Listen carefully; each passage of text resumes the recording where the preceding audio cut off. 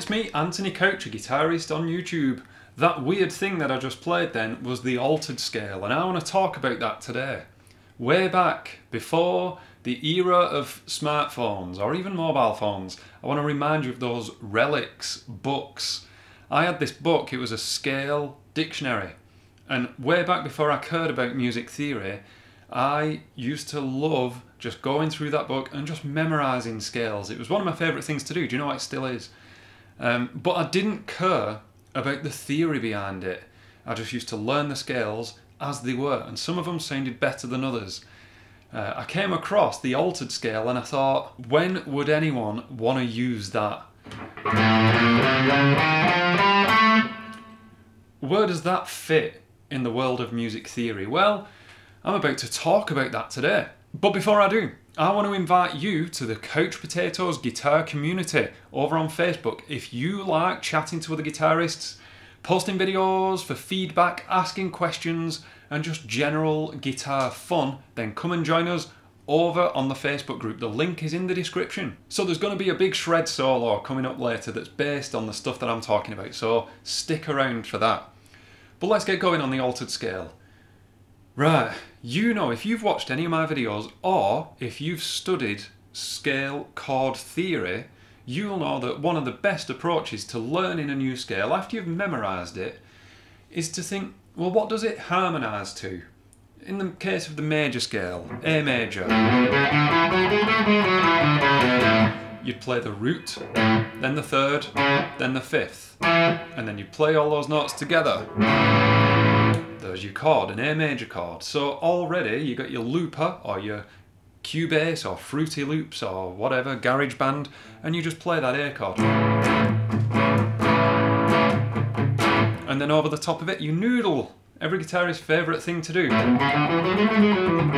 You noodle over it with the major scale. Well, I've done a lot of that, and I did a lot of that back when I first started getting into music theory. But when I came across this altered scale, I thought, what on earth does that even harmonise to? And I just chucked it away. I thought, no one in the right mind is gonna wanna... Whoops.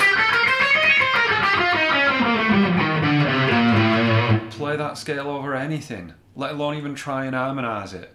Well, there is method to this madness. It's called, the name is the clue, it's the altered scale. But before I get onto that, let's talk about where it originates from. It's the 7th mode of the melodic minor scale. And right at number 7 on the melodic minor scale is the altered scale. The short answer here, and my understanding of this scale so far, correct me if I'm wrong, is that it's to be played over dominant chords. In the world of minor scale harmony, you have to think about the minor scale having 3 parallel versions of itself. The way I think about it, this is just how I visualise it. Down the middle is the natural minor. In D minor, that's just those notes, D minor. But then, running parallel with that is D harmonic minor, with that raised 7th. Running parallel.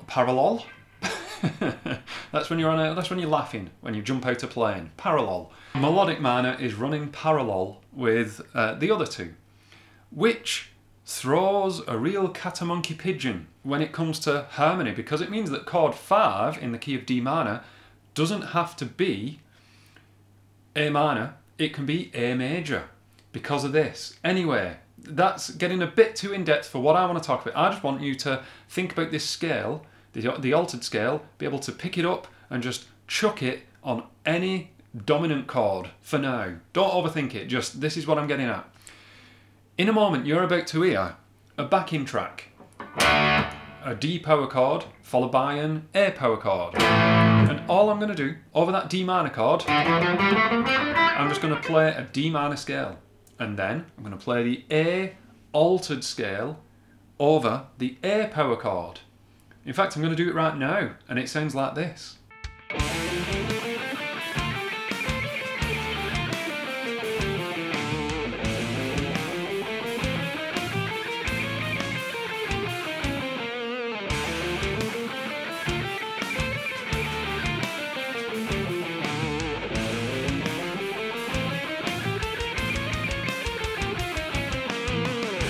sounds a bit odd. It's an acquired taste, I can assure you of that. And also, in answer, I recorded that before. In answer, I should have probably stuck a dominant. I'm just doing power chords. Whatever riff I do, little gent rip-off thing. But I just do power chords. Maybe it would be a stronger sound if I stuck that, the full dominant 7th chord, underneath it. Doesn't matter.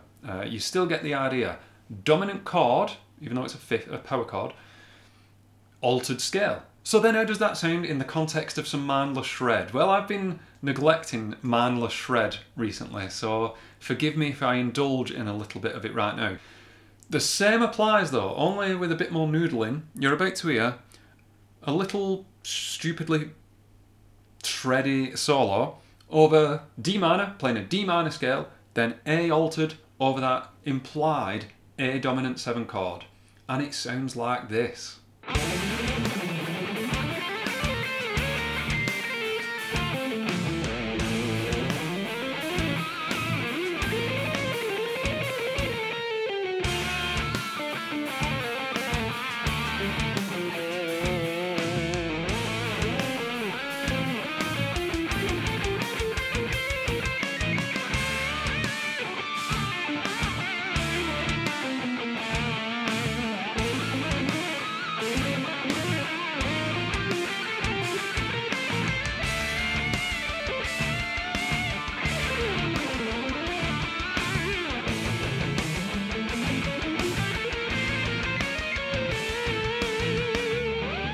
I like it, but in answer, I think I could have pushed it a bit more by making that A chord a full dominant chord, and heaven forbid, maybe taking a bit of overdrive off and doing a bit of an arpeggio.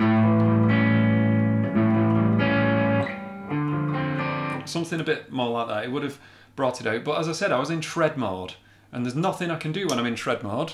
It has to happen. It's the only way I get it out my system, because I teach a lot of guitar. I get to sit with these things on my lap all day and listen to other people play, which I love, don't get me wrong, but sometimes I just want to shred. So that's why I didn't play an A dominant 7.